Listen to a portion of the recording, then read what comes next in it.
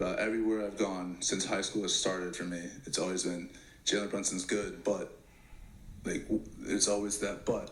Like they're gonna say something negative about it, and I've always, whatever I've done, you hear that in the first couple of years, and all of a sudden it's like Jalen's this, he's great, he does this and this. Then going to college, same thing, Jalen's good, but this and this and this, and when they said but, what was the but about?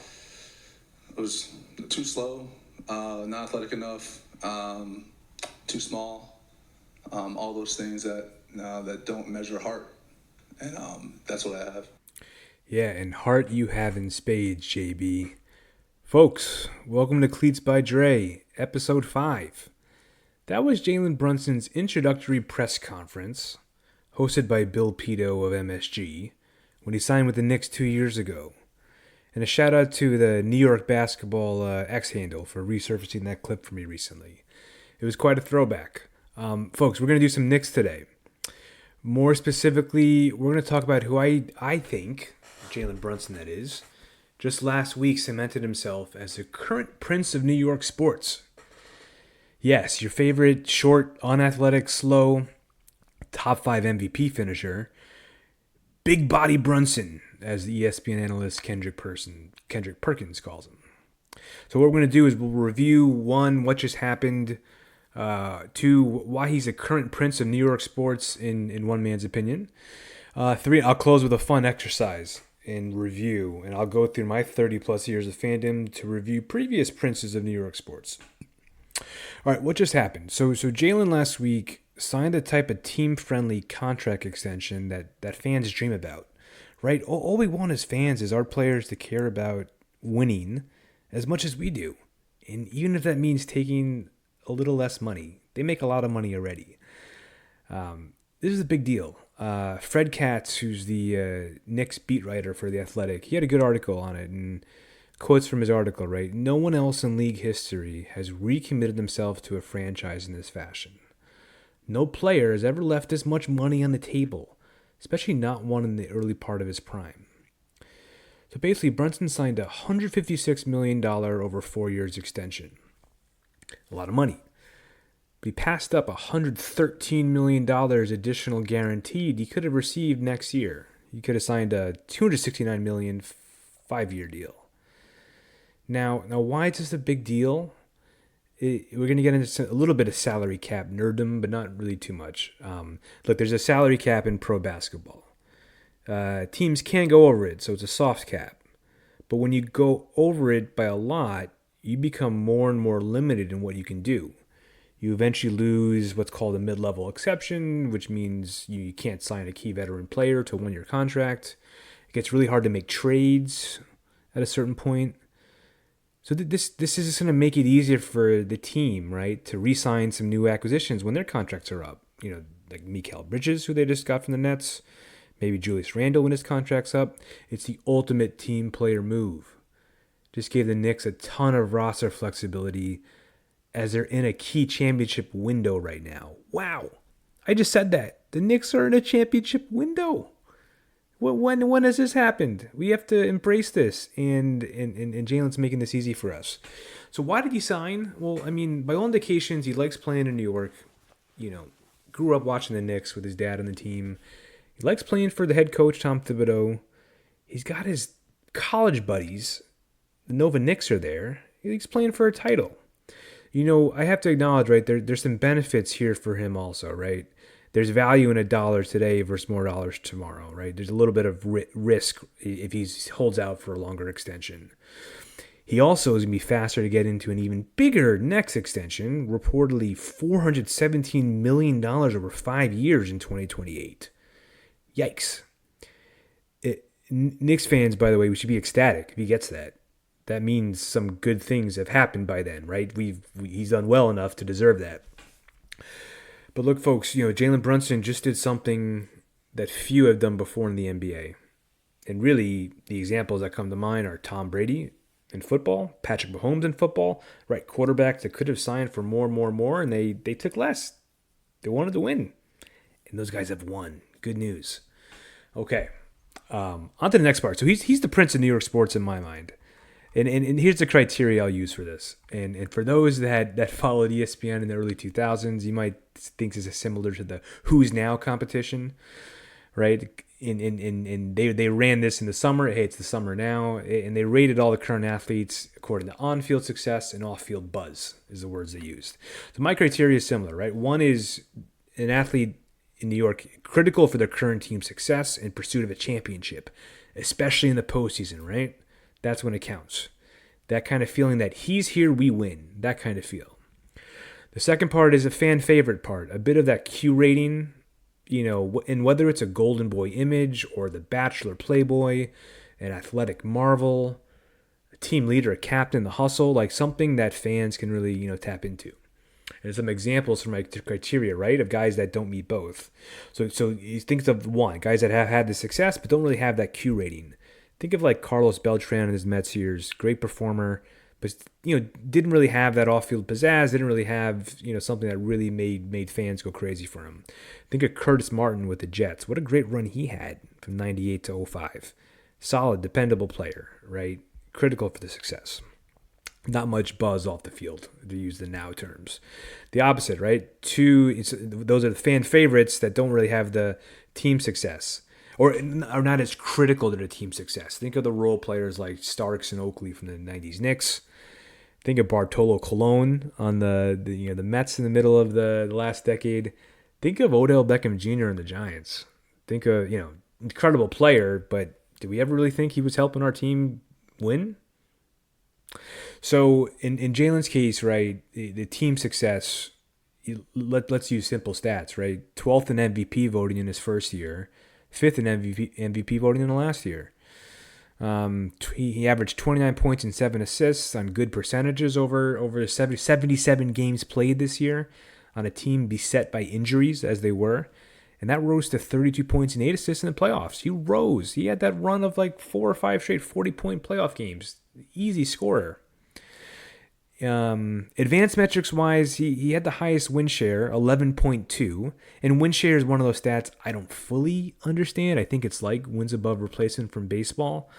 It combines offense, defense, intangibles. His 11.2 win share is the highest since and it's according to basketballreference.com. Stephon Marbury in 2004-05, 11.7. Maybe the stat isn't the best if Marbury, fun player, is showing up there. But the point is, he's the winner and he's driving this team. A lot of reasons this team's winning, but he's driving them. And we can go into more on the Knicks. Maybe do a preview before the season. Now the fan favorite part, number 2, this contract cinches it, right? This is what we love. We love when our athletes care about winning more than money. And we love to see that, and we'll reward that. We'll reward that with our fandom and our devotion.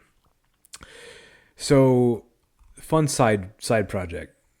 Who are the princes of New York sports at any one given time? I've gone back to 1990. That's when I kind of first somewhat intelligibly can follow sports. And so I'll run through them for everybody. And I'd love comments and love some arguments on this. So I do it by eras. I do it year by year in eras. So 1990 to 1993, I give it to Patrick Ewing. I wasn't exactly watching a lot of basketball or remember it, but I love seeing highlights. This is like the athletic Ewing, right? The Ewing that could go for 40 a game.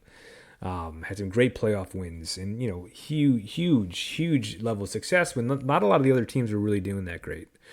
So I'll give Ewing up to 93, and Ewing could even go further, but we really in 94, and I'll give him 95 too. We got to go to Mark Messier and the Rangers. I mean, when you lift a cup, and that is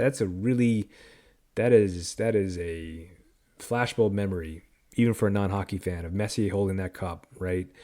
Somewhat of an Islanders fan growing up, living out in Long Island. We chant 1940, right? Let the Rangers hear it. Messier was talk of the town for those years. Now, next, from 1996, we're going to go all the way to 2007, and you can guess who this is. This is Mr. Derek Jeter himself, Hall of Famer. Everyone knows about Jeter. The championships won, the leadership, the smoothness, the off the field buzz, right? His escapades. He owned this era, and I have a list here, some honorable mentions, right? You could talk about Piazza. You could talk about David Wright in this era. I even talked about Pedro his 1 year, with the Mets in 2005 when he kind of lit a fire on them when he signed. I mentioned Curtis Martin because there were some really good Jets teams in there, 98, 99. Michael Strahan was breaking sack records. Jason Kidd, right? And the Nets, back-to-back NBA Finals appearances. I'll do a little more hockey. Marty Brodeur, incredible career with the Devils. But this is Jeter's era. This is Jeter for 11, 12 years swath, and he's coming back too. But in 2008, I'm going to give it to Eli. I'm going to give it to Eli because we didn't know what he was doing. We didn't love him in that season. But that win over Tom Brady, that earns you in a Super Bowl. That earns you, strong consideration. And I'll give him the Prince title in 2008, only for Jeter to take it back in 2009. Yankees won a title. Jeter was top 3, I think, in MVP. Sure, A-Rod had a good postseason too, but Jeter regained that crown with that title. Now, the next few years are lean. Remember, we haven't listened to one of my last pods. We haven't had a lot of championships, so I got creative because it's got to be a year, got to be one person. In 2010, I went with a head coach. I went with Rex Ryan. Rex Ryan and the Jets went to back-to-back AFC title games, and he was the loudmouth challenging Belichick and I'm a Giants fan, but I got behind Rex. I'll give him 2010. In 2011. I'm going to go to a Nick, and it's not Carmelo Anthony. I'm going to give it to Amari Stoudemire, right? We all thought we were getting LeBron. We thought we were getting Dwayne Wade. Amari came here, and he had a really good first year. He put up some huge stats, big numbers, stayed healthy all year, and the team was pretty good, actually. So now looking ahead, right, 2012, 2013 is Eli, right? You win the second Super Bowl title, you're cementing your legacy. Yeah, and then in 2014, we're gonna go to Henrik Lundqvist, goalie for the Rangers, right? Rangers made the Stanley Cup Finals. Lundqvist could be in a number of these levels, a number of these years. But we'll give him 2014.